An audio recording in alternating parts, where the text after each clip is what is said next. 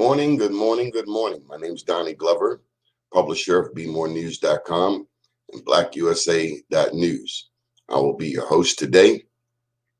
Many special thanks to Maurice Tates, CC Tates, and Gina Lee for holding down the Wednesday morning show. We have programming every evening from 7 p.m. to 8 p.m. right here on BlackUSA.News. On Monday nights, we have Town Hall with Chap and Friends. That includes Laquita Chansey and Dason Brooks. On Tuesday nights, we have It's Party Marty, Let's Talk. On Wednesday nights, we have Sister Biz with Nicole Orr and Tamara Brown. On Thursday nights, which is tonight, we have the Black Business Roundtable with Doug Blackshear live from Oakland. And on Friday nights, we have Black USA Crypto News hosted by Kamal Hubbard. Kamal comes to us from Silicon Valley. Beginning on Saturday, July the 3rd, next Saturday, we will have Blackout live from New York City with Tasmia Gathers. So we have a lot of programming, and we hope that you would take some time to join us. Hello there, Mr. Rico Crawley. On Saturday, we have a huge event. It's the book signing. The book has finally come out, I Am Black Wall Street. As a matter of fact, I have a copy nearby.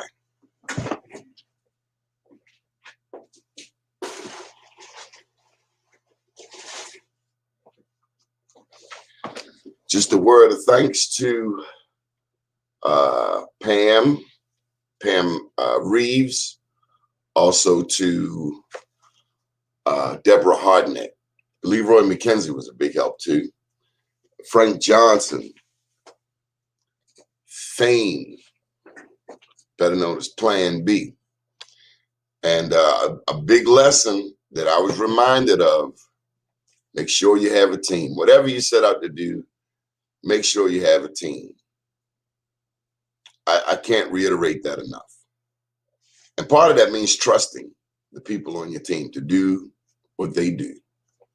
And a small piece of advice is find the best people to work with, those you get along with, those you can work with, those that understand corrections and changes. You know, near the end, there were little details. You know, I made some mistakes, needed to correct them. And you only want to go back to, correct things one or two times. You don't want to be the person that every time you turn around, it's another correction. And near the end of the book, I will tell you the truth. I was becoming that person, but I had to get it right, including the foreword by Billy Murphy. And, that was really appreciated. Billy Murphy, noted attorney, has a lot on his plate. And so for him to take the time and deal with us, it is most appreciated. In any event, we're waiting on Tamara Brown.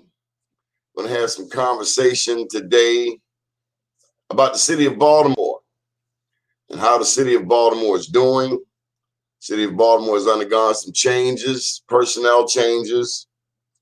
We're this June, 6 months into the new administration. A lot of people say it's too soon to pass judgment.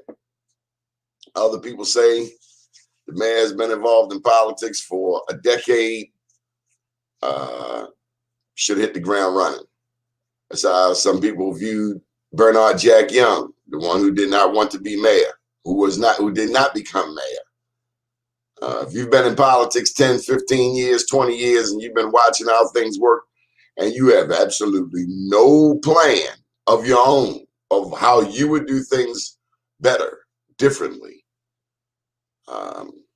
they should just go home, quit, pack up. Those are my thoughts, just my thoughts.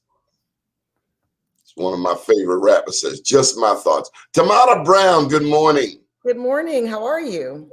You're seeming exuberantly wonderful today. Yes, always, always. I didn't get my workout in this morning, so I have a little extra energy. We didn't rob you, did we? No. My trainer actually rescheduled, so I'm good. Okay. I'll get it in this evening. How Okay. are you? I'm great. I'm excited. I just showed my baby. Oh, your new book? Yeah. Yes. How do we order it? Amazon, Barnes and Noble. I am Black Okay. Wall Street. Wonderful. Donnie Glover. Finally here. I was just saying, one, the importance of having a team. And for the book, I'm speaking specifically about a production team that includes your graphics artists, and a graphics artist that you can work with, an editor you can work with, your book production people that you can work with, because you want the best around, but you also have to be able to get along with them. And I was saying at the very end, people who are not going to chop your head off if you have 3 or 4 edits. I'm a perfectionist. You know, my daddy said they don't remember how fast you did it, they remember how well you did it. So many thanks again to Fame from Plan B, Frank Johnson, Leroy McKenzie, Pamela Reeves, and Deborah Hardnett, who form a wonderful production team. Anyway, hello there, Dr. Levy.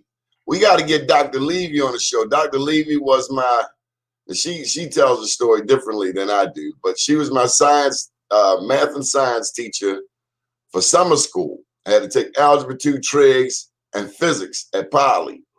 And that lady came in and broke down Ohm's law, I equal E over R, so simply.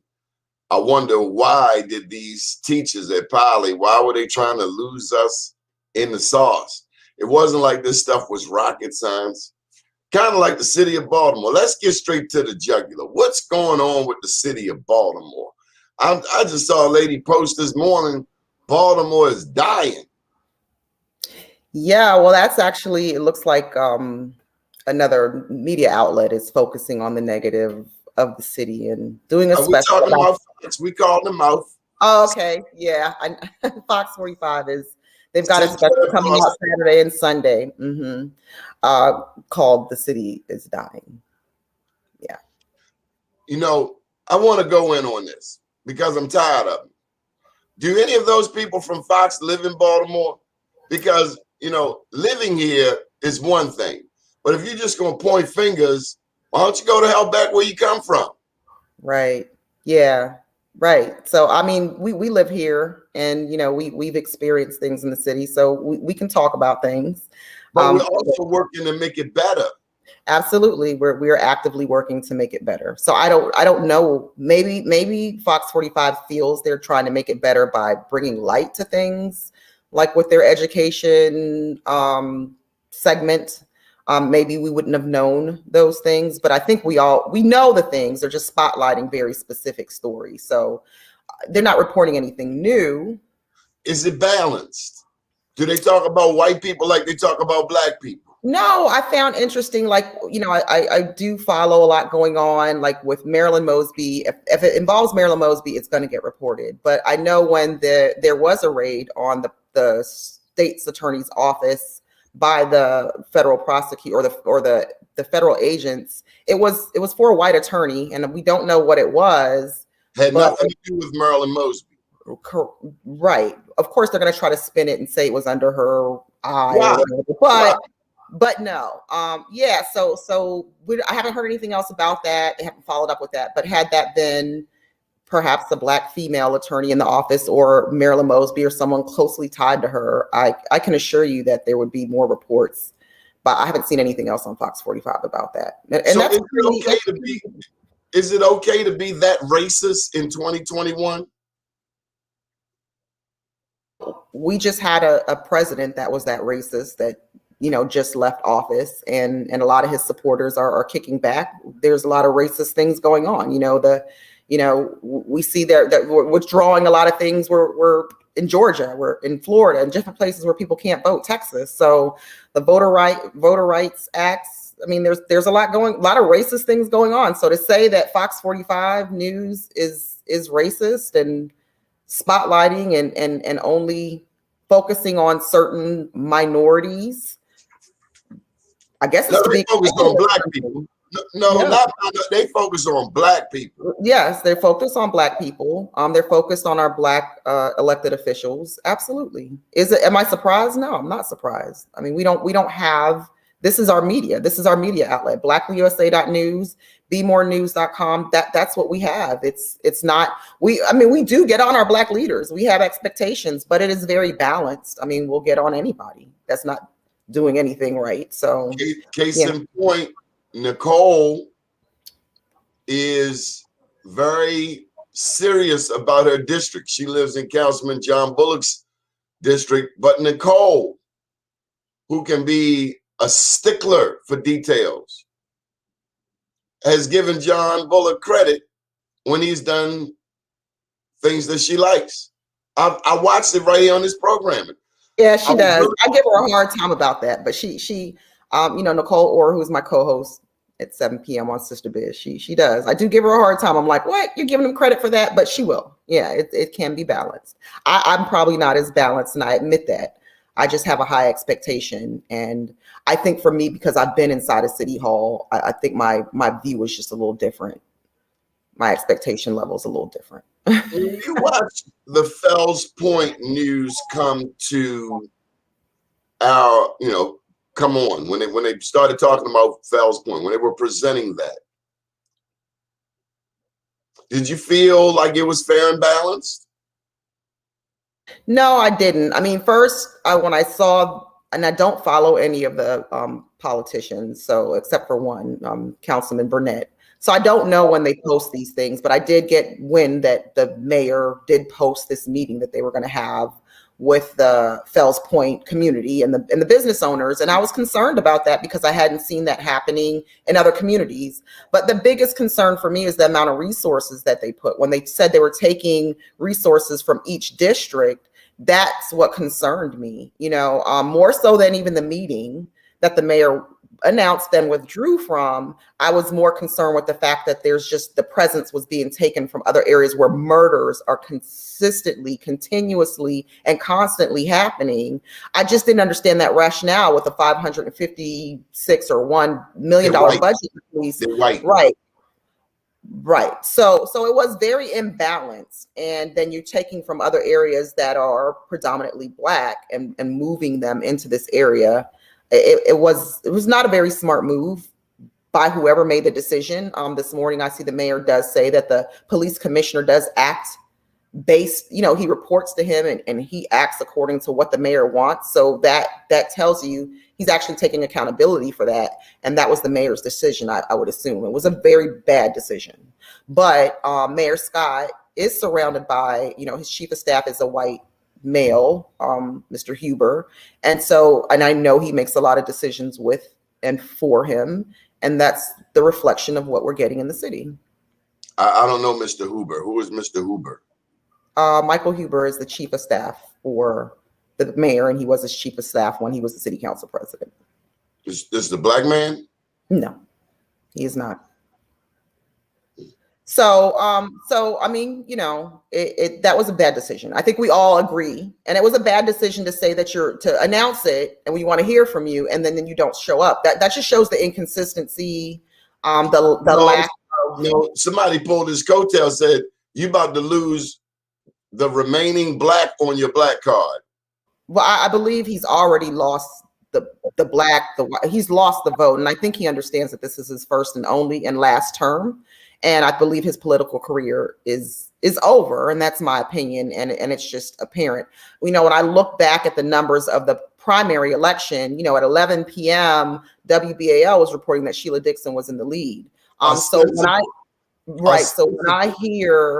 when I hear that we voted for him, we actually didn't. Unfortunately, it had 24. It was spread across 24 votes. But Sheila Dixon alone lost only by like 3,000 votes. So that's why it's very important for people to register to vote. No. We voted and they stole it. Yes. Correct. So in 2016, but when there's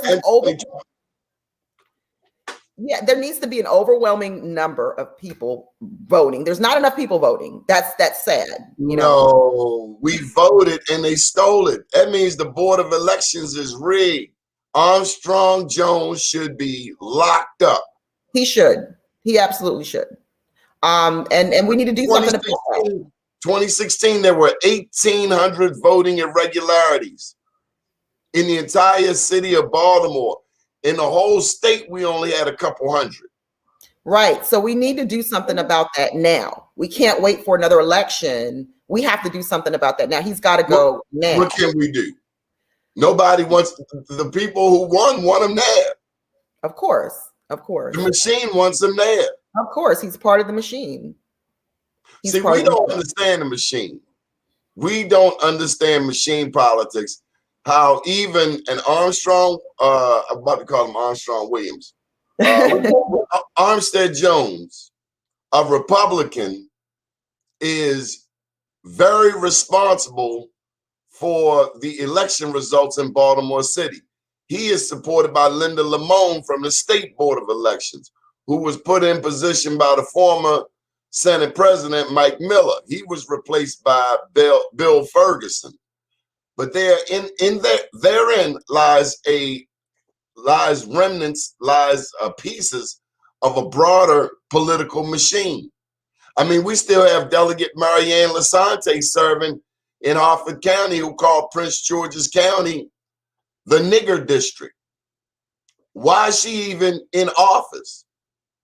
Because we have ADHD. It's so much going on. Like, we're not even talking about the disparate treatment with Fells Point any longer. It's not even a hot topic. Every day there's something new. It's so busy. It's the age of information. We're getting information on every stream of social media, and people can't stay focused. And so media like this we need to keep pulling back. Let's go back. You know, what about that? Why is she still? Because we're not talking about it anymore. It's people aren't pushing back anymore. We've stopped protesting that. We've moved on to the next subject. We have to stay firm in those areas. So we need to have a list of things that we need to get done, including changing who's controlling the votes in the city. And it needs to be a transparent process. And we need to work on getting rid of Mr. Armstead, whatever his name is. We need to work on getting rid of him. That needs to be, otherwise we're going to be talking about this 10, 15, 20, until he leaves and they put someone else that he's probably training in his place. We've got to change that. So we have to get active. And I do see a lot of activism going on that's making a lot of change. I mean, don't think activism doesn't change things, because I recall marching around the Justice Department in 2015 or 2013 and 14, and was saying Black Lives Matter, and everyone thought we were crazy, So now it's made change. It's made a movement. It's mainstream now. Whereas back in 2014, they were looking at us like we were crazy, saying things like that, Tamara, so activism works. One of my dear friends says that we are now in a new age. He calls it the age of Aquarius. And what I see that marks this age is Black women rising like never before. Now, I don't mean women with black skin. I mean Black women, unapologetically Black women, because we got a lot of Black people who support the notion of white supremacy, because I don't believe in white supremacy. I know we're outnumbered 10-1, but ain't nobody more supreme than me. And you ain't God. You ain't make the sun come up. So you go to the bathroom just like I do. Ain't nothing supreme about nobody else. Nobody, what your mother tell you, nobody's better than you, and you ain't better than nobody else. But do you see a new day for the Black woman in America? I definitely do. It's not easy being that unapologetically black woman. It's easier to be the easier to swallow Black woman and to succeed. And I see a lot of that, but I think now the unapologetically Black women like myself are pushing that notion out, that you don't have to have your hair straightened, or you don't have to sell out. And you can support, and you can say, I'm all for Black people safely now, and not feel like that's going to impact you in a negative way. So I do see a movement. I just hope and pray over these sisters that are moving forward, that they stay true to who they are. That's the toughest thing to do. It's so easy to fall into the easy route and to sell your people out, to advance yourself and to talk the talk, but not really walk the walk. And I just really pray over all these sisters out there that are doing that, just to stay true. And I'm very confident that a lot of them will, and we'll lose a few. Did you ever sell us out? No. And that's why I don't work at City Hall. I accidentally walked into a happy hour last night where a lot of our sellouts were all hanging out. And I wasn't there for the happy hour. I was there to pick up food and support a Black business and to see what kind of food they had. I walked into the Black Swan last night, and there's the cliques, and those are the people that probably should have been at work on fixing the city. So you have this, it's Baltimore City is very cliquey. And, I walked around a lot with my hair twisted at City Hall. And I was told the one time I did straighten my hair and cut it that it looked better. And people, I think, were talking about how I wore my hair when I was in City Hall working in the law department. So, it's Black women that were telling me that. I think they felt I was easier to swallow. And it's those Black women that need to go. Just because slavery is over. Don't know slavery is over. Absolutely. So, I did hear those things in Baltimore City Hall about my hair. And while legislation was being passed, the Crown Act, at the same time, your own people are telling you things about your hair when you wear it in its natural state. So, we've got a long way to go. We do still have a lot of those characters running a lot of organizations. Why is it first of all, let's just get to the facts. The Black woman is the mother of civilization. Everything comes from the Black woman. Oldest DNA, everything, melanin. For anybody to say something about that's like talking about your own mother. Let's just deal with that ignorance. Who talks about their mother and don't get pimp slapped? There's a lot of self-hate. It's self-hatred, That's what I mean. If they hating on the Black woman, then they certainly hate themselves. That's right. Absolutely. Yeah. So we just have to change that. As strong Black women and as leaders, we have to stay true to why we got into this in the first place. Tamara, they hating on the Black woman, yet they get needles in their butt to try to get a butt like a Black woman, needles in their lips to try to get lips like a Black woman, hanging in a tanning salon all day to look like a Black woman, but yet they hate a Black woman. Well, what's that all about? Well, we can dig into this, but it's really a whole conversation. I feel like, and cornrows even. Cornrows weren't. I love cornrows. Cornrows were not stylish or mainstream until a Kim Kardashian did it. Big butts were not. Bo Derek. Bo Derek. Yeah, she did. Right. But Kim Kardashian brought it on the runway. And, and that was different. Bo Derek did it. And when I go to Jamaica, you see the white girls getting their cornrows and they take them out when they get home. But Kim Kardashian brought it to the runway. She brought the brown butt to the runway. And it seems now it's more acceptable, although our Black men have always loved that. It just seems more acceptable when the others copy us. The big lips, a lot of people were teased about their lips growing up. I know a lot of people that were, and now you see people injecting their lips and they look crazy as hell. They look like ducks. Their lips are not they don't have enough lip to do what they're doing, and they're still doing it and spending thousands of dollars to look like us. It's crazy. It's really crazy. Seriously, psychologically wrong with the racists in America. Seriously. Yeah. And where I run into the issues is in media. And that's what I talk about in this book. I talk about, I know D.W. Griffith. D.W. Griffith had one of the first films out, The Birth of a Nation. Mm-hmm. This is one of the first feature film. They even showed it at the White House. Yep. And it had number big lip Black people, eyes real wide open, jigaboo, stepping fetch it type stuff. And they showed this to international visitors. to show them that they got black people in check. So it's a deep psychological sickness.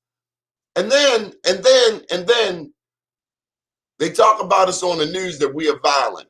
Nobody was more violent than King Leopold of Belgium that went into the Congo and chopped off the hands of thousands of black people. Nothing more violent like that we've ever seen in our lives. I mean, slavery was extremely violent. You go into a country and you take people out of these countries to work for you. I mean, it's the whole. We know better. Because you're lazy. You lazy. We know better. You don't want to do no work. We know better. We know. But then they want to call us lazy. Correct. Right. And Republicans are the worst. The Republicans don't pay no damn taxes and don't do no work, and they just skate. Yeah.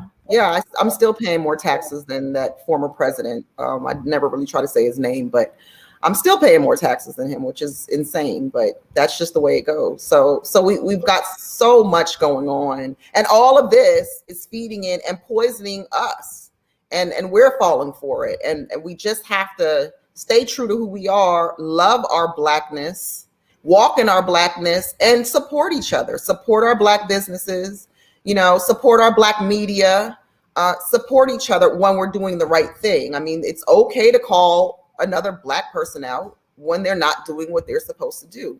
But we do have to support, and we do have to get active. This city's not going to change until we're active. Tamara, I have a hypothetical for you. You're excellent at hosting a show, co-hosting a show. I think it was a hidden talent that's always been there. So you're now a media voice.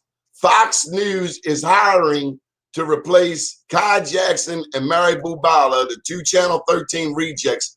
Would you want their job?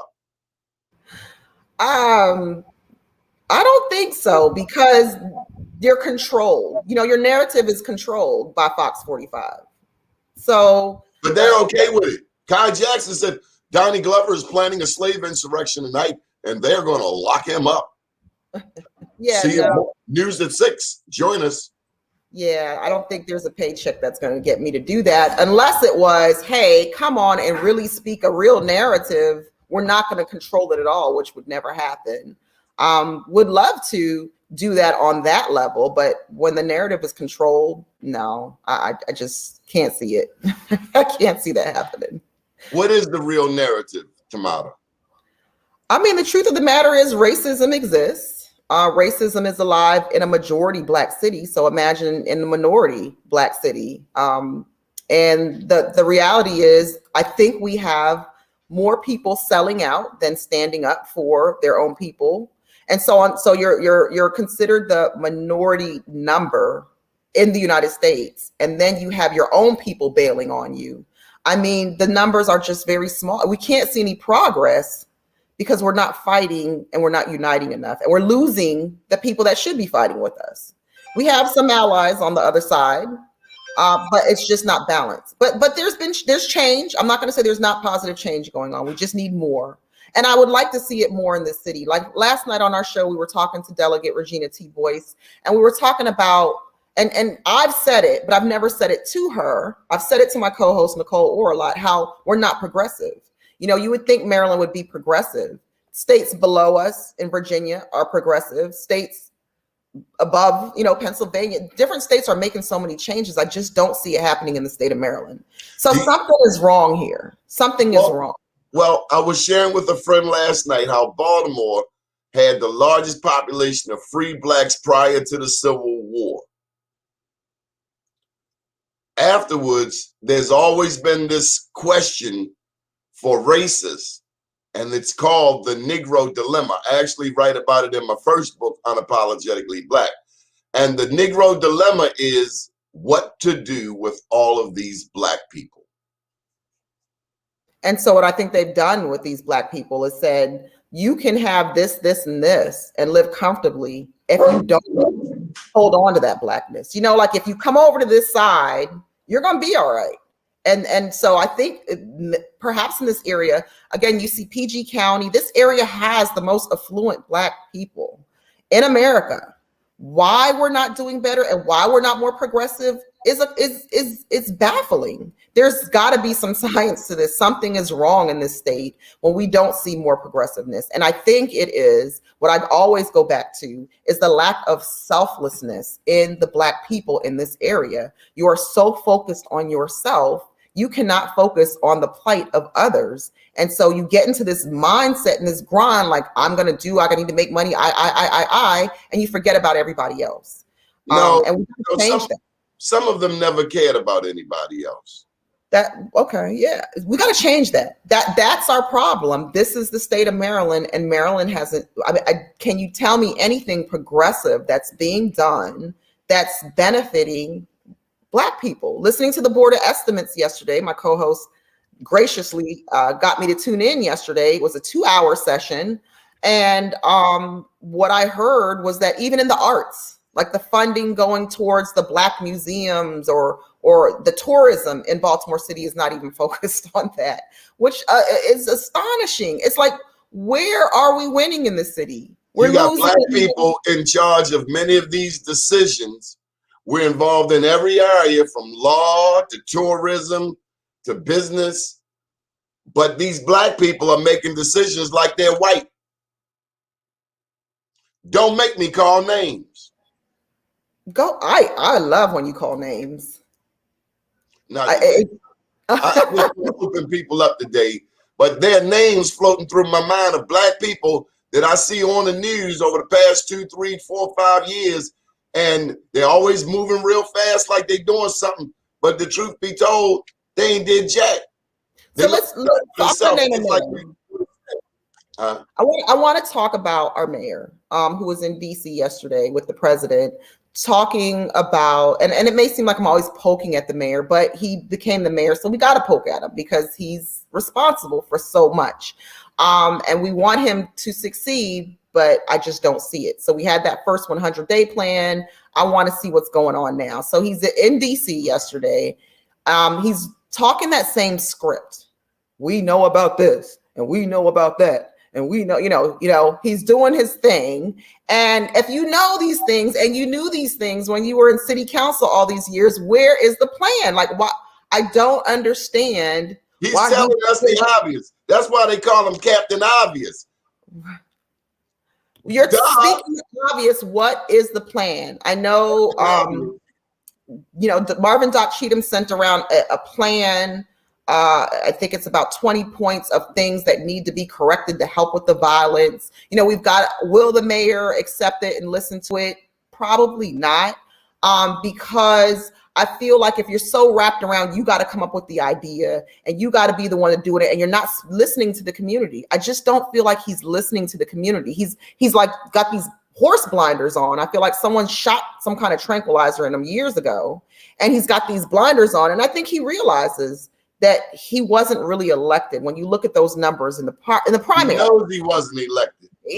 Right. So it's like, is he really here? Is it a shell of a person? There's no passion. You're from Park Heights. I heard more passion with him saying, I'm from Park Heights, than when someone's murdered in Park Heights. It's just so rehearsed. It's so robotic. It's insincere. And that we're missing the sincerity and passion matters. Ain't no Black people left in Park Heights. Yeah, it helps you get things done. There's no passion in it. There's no passion in his speaking. We really have to take care of that electoral problem with Mr. Armstead. He has to go. So what do? We start a petition. We need to get some action. I'm going to try to come up with a plan, and we'll talk about the plan, and we'll announce the plan, and we'll get him out. We have to. We have to. That's crucial for the city. We have to get a neutral party, and we have to watch who replaces them as well. So we're gonna get him out. I guarantee you. That's something we got to do, because this has to change. He came into power under Stephanie Rawlins Blake. She came into power under Martin O'Malley. O'Malley has had an incredible influence on the mayors over the past 20 years. For better or for worse, Martin O'Malley has had his hands in our mess for a long time. An entire generation knows nothing but the effects of the O'Malley regime?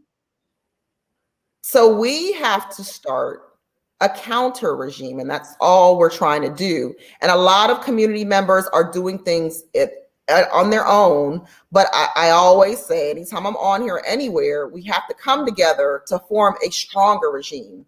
And we have to focus on specific things, specific items to make change. And that's number one.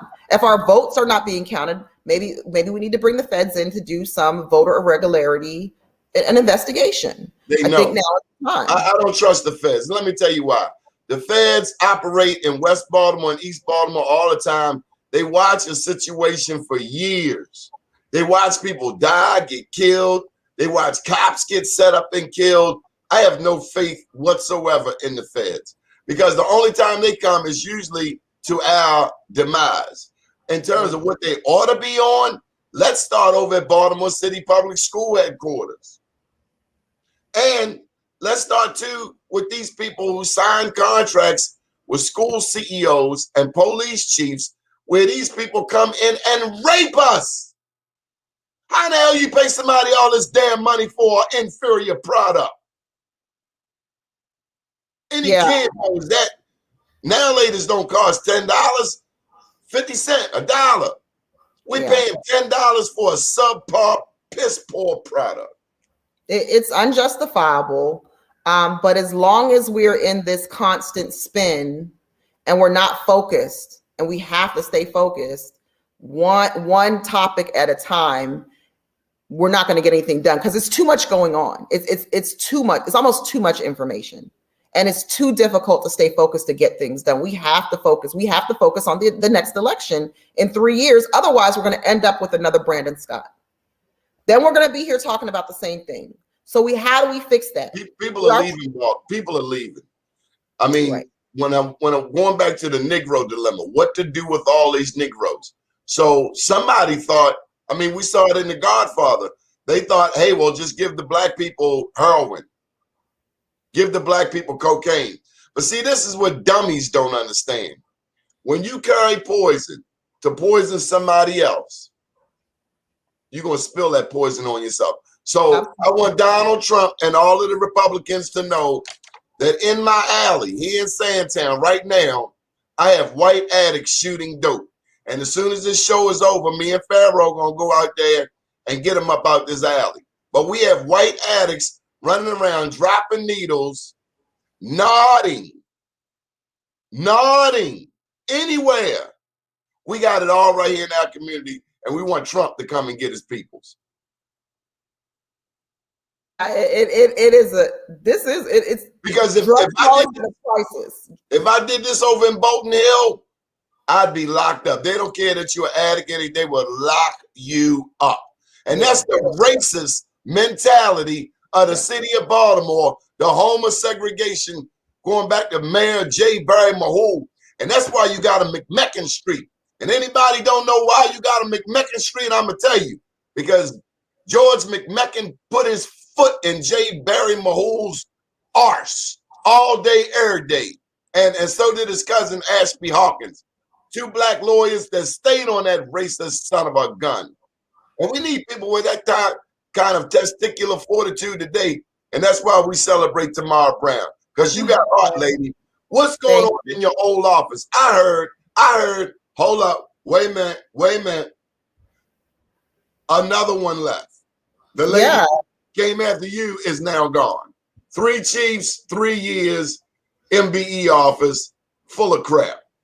Yeah, the great story you did write up on that you did on that, Donnie. If people aren't getting your blogs and email notification, they should be, because you're on the top of that. So yeah, in Baltimore City, the Minority and Women's Business Opportunity Office, which sets the goals, regulates, and makes sure that minority businesses are participating on all those contracts that they talk so much about at the Board of Estimates every Wednesday. And they talk about the goals, and they talk about how important the office is, has had yet another turnover. And when I joined the office in May of 2018, again, I've said before, they were pushing out in May of 2018, they were pushing out my predecessor, and I was to replace him unbeknownst to me. So I replaced him as acting in December of 2018. I became official in May of 2019. By September of 2020, I was ousted, and the deputy that I hired and brought from another agency within the city took my place as acting. I did notice that there was never a posting of that position ever. So you have to apply. Even when I was there, I had to apply for the position. I had to interview for the position because you have to do that. It's a city job. The job never posted until recently. So I think the whole thing was they needed just someone there in place because they were pushing me out. It was a plan, and it was a plan of this current administration. And so now she's been moved to another agency, the Department of Transportation, and she's a program compliance officer too. So you've gone from the deputy chief to a program compliance to in the Department of Transportation. And so you see another transition. Now, I'm sure they will work under Jim Shea, and Jim Shea probably has somebody that he wants to work under him to manage this program. Again, Jim Shea is very close with Martin O'Malley. I'm sure Jim Shea knew who I was and heard about me and did not want me working for him because, you know, that was the plan. It was no surprise when Brandon Scott picked Jim Shea to be the city solicitor. There was no surprise there. Darnell Ingram is his deputy city solicitor now, who was moved from the Office of the Wage and Civil Rights where Dana Moore went. It was like a flop for whatever reason. Things were just in motion for some time. I say that to say, so you find that when an office has that much turnover, you can't get anything done. It's impossible. So they'll have a new chief in there now. And the office is really not that hard to run, Donnie. I'm not someone that should get an award for doing what the code says. I never went in there trying to reinvent anything other than bringing technology in and bringing some kind of way of managing the team and just getting the work done. But it's all in writing. It doesn't take a rocket scientist to follow the Baltimore City Code. It's a law. It's in our charter. We're supposed to follow these things, and that's all that office is supposed to do. So you have turnover once again. And we don't know what's going to happen with that office, but I know that I'm still asking how many minority businesses were paid in FY21? How much were they paid? The disparity study is going on now. We'll see what comes out of that. I don't really trust it. Not that I don't trust the consultant, the company. MGT Consulting was awarded that contract. I just don't trust the data they're going to get from the agencies. And if you don't have anyone running the office that is in sync enough to call the agencies and say, no, that's bull, how do we know what data the agencies are giving this consultant to give us a disparity study? Because there's no system for them to go in and pull it from. So you know, I wanted to just make an addendum. To his credit, Martin O'Malley made more noise about MBE.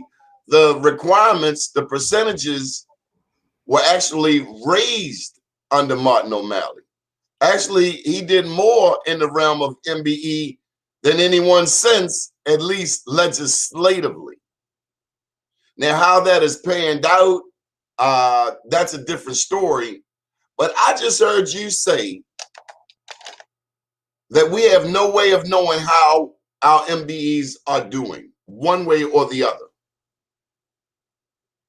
So this is a black city, a majority black city. We got 27% that MBEs, minority business enterprises, should be getting. I think it should be more like 60%. But in actuality, we're getting like 2%. Right. Do we understand this as a people? I mean, as Stella Ingram asked earlier, do we understand? I mean, I can count. We ain't getting jack. But can we as a people digest this shell game that they playing on us? Do we get it? No, I don't think the public really recognizes how important that the success of that office is a reflection on the success of the city. And that's something that when I was in the office, I always tried to make people understand, and any training that I was doing is that it is crucially important. You have $1 billion industry in City Hall. And if a reflection of that would be minority businesses, 27% of the budget that they contract out would make a difference in jobs, opportunities, and training. Look at this. Thousands of blacks, so many of his. Yes. So the MBE program, I would be interested to see how the woman-owned business numbers, when the disparity comes out in comparison to the last one that was done, which the last one that was done, I didn't have a lot of faith in either. But just for giggles, when we even look at the federal system, when we did your small bit, your contractors class, the woman-owned businesses tend to, you see that spike in their performance. And I'm going to tell you that a lot of the white women-owned businesses are run by their husbands. There's an interview process that our investigator would do, and I remember being there and rejecting several companies. I remember one woman went to the committee, and a committee goes after the chief denies the certification. It goes to a committee that's made up of minority and women-owned businesses that are currently certified, and that panel also rejected her application. And I'm telling you, I was emailed. She was going to call the media. She was screaming. I heard her coming down the stairs. I'm not party to the last hearing that she had with the committee, ranting and screaming about, how she's not getting her certification. And her husband was running the business. It was very simple. A lot of men set up the business and their wives don't know what they're doing. And when you interview them, you can hear it. They don't we call them liars and thieves. Kind of like people paying money for their children to get into college. Yes. Oh, I'm insulted. You stole. You stole. You're a liar and you're a thief. Yes. And you don't love Jesus. And you go around smelling boys' bicycle seats. Yeah. So I don't think people really realize, the woman-owned business being involved, and that includes white women. And, I would tell people, I understand women were disadvantaged in voting, but women were never really financially as disadvantaged, white women particularly, because the majority of the white women owned slaves. They were given slaves as Christmas as wedding gifts. Land. I can't agree that the majority, because I would say most white people were poor. The slave owners, but the slave owners that did make money in this country off of our backs, awarded their daughters slaves and land when they were married. Yes, there were a lot of poor people coming here. Most of them poor. They in my damn alley right now. I know damn well they poor. They ain't on no slaves. A slave would have robbed these cats. Well, it says something when you have that privilege. We weren't slaves. We were enslaved. We were never slaves. We were prisoners of war. I'm sorry. So to have a white woman in a program like that,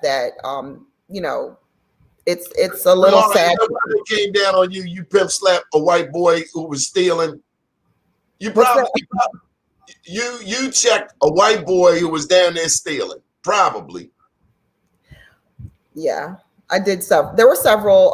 There was an electrical company that submitted false documentation to win an award with the MBE. Like a woman-owned business, they signed the documentation, and that woman-owned business, when I went back to them, they said they didn't sign it.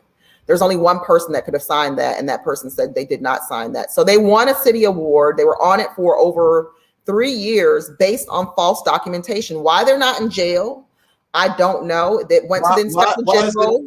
Did you tell Isabel Cumming? He did the report on it, and I was told that they did take it to the prosecutors. I don't know, but to that they should be in jail for that. They really should be in jail for that.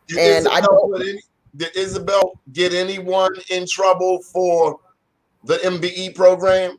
Because it seems to be a lot of corruption. When I was there, I did work in conjunction with them. They got a lot of stuff from me. Trust me, a lot of stuff from me. Did she follow since I've left, I have not seen the amount of investigations. And maybe, again, that may be another reason I was pushed out, because I was bringing a lot of things. I was a whistleblower and bringing a lot of things to her attention, and that they were forced to look into with the MBE program. To the tune of millions and millions of dollars?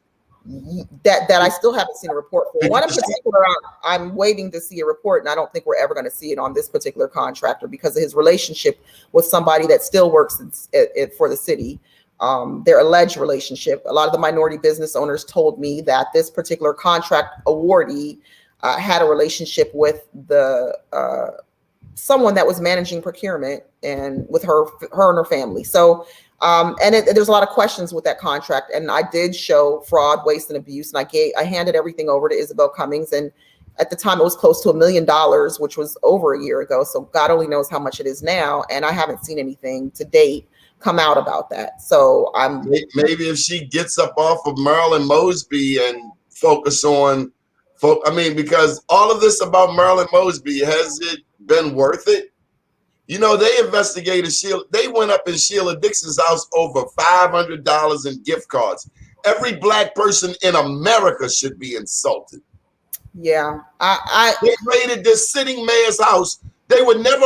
Martin O'Malley stole furniture out of the governor's mansion, but a Black woman, a Black person, they feel they can treat us, and that's what we don't understand. I had to hold my breath there with Pew, but she was really off the hook.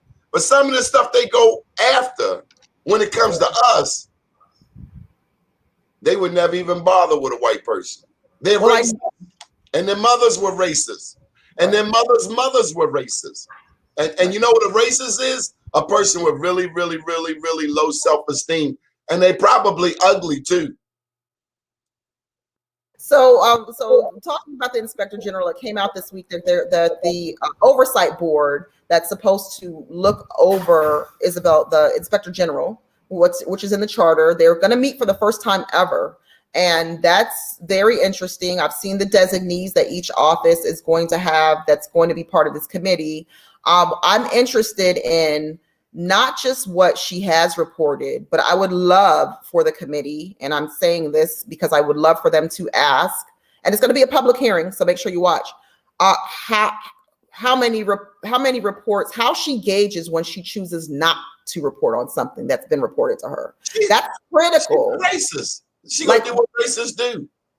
Right. So we need to know what reports since inception, since she's been in the job, there hasn't been a committee hearing. So we need to go all the way back to say which reports that you've received on your hotline that you've chosen not to follow up on. I don't think we can see that. And that the people say like that's the watchdog for the city, but we don't know what the watchdog isn't watching. And that troubles me. We have to know what you're not reporting. We got to know. Let me slide out of this realm into the coroner's office. Did you see the coroner, Mr. Fowler? Is that his name? No, I did not. The Baltimore City coroner has been found out to be a big-time liar. Now, we've been watching this cat, whether it was the case of Tyrone West that the police killed, or whether it was Robert Lee Clay that some racists killed. Robert Lee Clay was a Black businessman. But in all of these cases, this former city coroner, he sided with the police. Why isn't he in jail? Anybody that knew Bob Lee Clay, Black man with a pocket full of money, ain't committing suicide. Plus, he was right-handed, and the bullet went in the left side of his head. They think we're stupid. They are devils, and they are going to hell. Yeah. Well, I didn't see so I haven't seen that. I'll have to follow up on that, but that would be an issue. I mean, the coroner for the city is involved in a lot of murder cases. So he's been lying. I still don't believe Suda committed suicide. I don't. Even though Black cops have told me they believe it, I do not believe a cat from D.C. gonna kill himself in a dirty little alley off of the nowhere highway. I don't believe it. I don't. Yeah. 5 beautiful children, beautiful wife. I don't care what he went through. I don't believe it. There's a lot of corruption here that needs to be cleaned up. I know you don't trust the feds, but at this point, Donnie, the people are engaging, and I'm really proud to see that the people are engaging, and they keep pushing and pushing and pushing back on the local, I won't say leaders, on the elected officials. But I would love to see some oversight, because what it does is it shines a light in those gray areas. At least if it's there, we know it's being watched, and we can watch that, because right now things are so in the dark and in the gray we don't even know. I mean, if there's some federal oversight, if you look at the environmental consent decree and the consent decree with the police department, at least there's some information. It forces the city to compile information and report something that we can find. Because if you do a Freedom of Information Act request with the city, they're going to tell you can't get it. They're going to beat around the bush. They're going to circle around 10 times. So at least that makes them and forces them to pull something together so we can see what's going on. You know, that's all I think all the citizens need to know is what the hell is going on in the city. What's really going on in the schools? What's really going on with our votes? What's really going on with our minority business programs? We need some numbers. We can't get it from the city. You're not going to get real numbers from the city at all. Tamara, we are now in the 2022 gubernatorial election season. There are a number of names that are out there, from Peter Franchot to Doug Gansler to Tom Perez to Wes Moore. I want to make a statement right here, right now. If they plan, whoever plans to be the governor of the state of Maryland, two things you must have on your agenda. Baltimore City and Prince George's County public schools. I ain't talking about the other 22. I'm talking about Baltimore City and Prince George's public schools. There must be a plan to reverse the underperformance in these two majority black jurisdictions. Tamara, I was told that you call the devil out. Baltimore City, Prince George's County public education is at the bottom. And if you want to be governor, you must talk about that if you're coming on this show. Number two, you have to talk about black business that has been renamed minority business enterprise. And those serious about black business really hate the term minority business enterprise, because now, while it started off being for black people, now it refers to everybody but black people. And we are sick of people standing on our backs trying to get theirs when we ain't even got us. The Asians get an Asian hate bill. We get a goddamn holiday with some watermelon and Hennessy. But Donnie, the Baltimore City Code does have sub goals. So it may be minority business goals, but they have these African American, they have sub goals specific for black people and all the other subcategories, but the black sub goal is higher. And they've never used it. They've never applied that to when they're setting the goal. So there should be a specific black goal. And that one contract that I was able to penalize someone for, well, I penalized two, but the one, that contract had specific African-American goals. And they failed to meet that. And that's why they were penalized. But the city doesn't do that anymore. It's in the code, and they do not have Black African-American goals. They should be higher, and they should be implemented and utilized. I don't have a lot of faith, but I can tell you this, Tamara. We have started. Did you know that other news outlets are mimicking what we are doing here on BlackUSA.News? That's great. That's the highest form of flattery. It's imitation. My husband tells me that all the time when I tease him. Imitation is the sincerest form of flattery. Now other black news outlets are following the lead that we have set some time ago in covering our community from the East Coast to the West. Come on, it isn't about public schools and those. It's about the money those districts have, political repayment. That's why O'Malley enjoyed control of the Baltimore City public school system. Well, doesn't O'Malley's son-in-law work at Baltimore City Public Schools as well? He's in the executive office. Yes, Mr. Hayden. JD, the one that ran for state senate over there in the 41st district, Jill Carter waxed that hind parts. Yeah.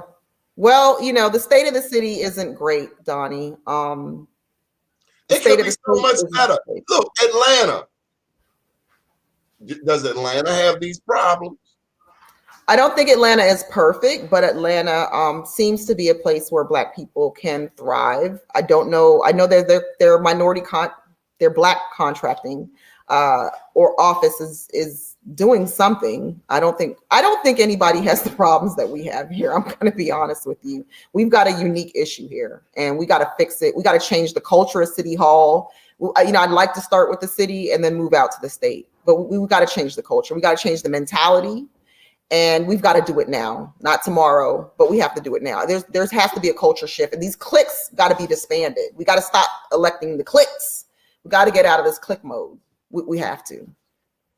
So on tonight's show, they're going to bring in the Honorable Elihu, and I do not know how to pronounce this man's name. Elihu Harris. Yes. He was the 46th mayor of Oakland. So they're going to bring on the former mayor of Oakland today. Wonderful. Tonight at 7, Art Black Sheet. Yes, they're going to have a great show tonight. The Black Business Roundtable. Wonderful, from Oakland. Great.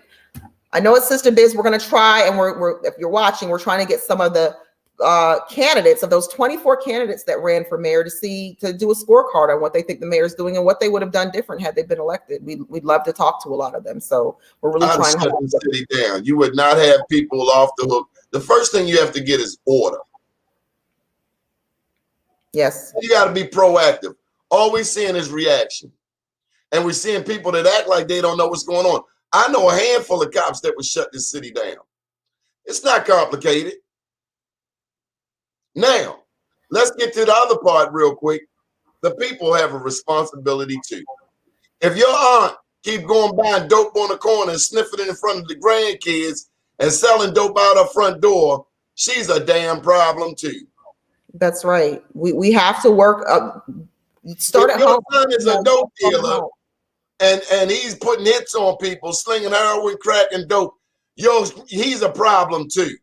Right. It's our responsibility to help those. If we have family members that are addicted to these drugs, we got to help them. We got to get them off, and we've got to get people off of the street corner. So it's our responsibility to help our neighbor and to start. We got to start at home. We really have to start at home. It is a problem. It's a crisis, and we have to start at home. We can't let our family members do this. It's at the demise of all of our people. I got a public service announcement.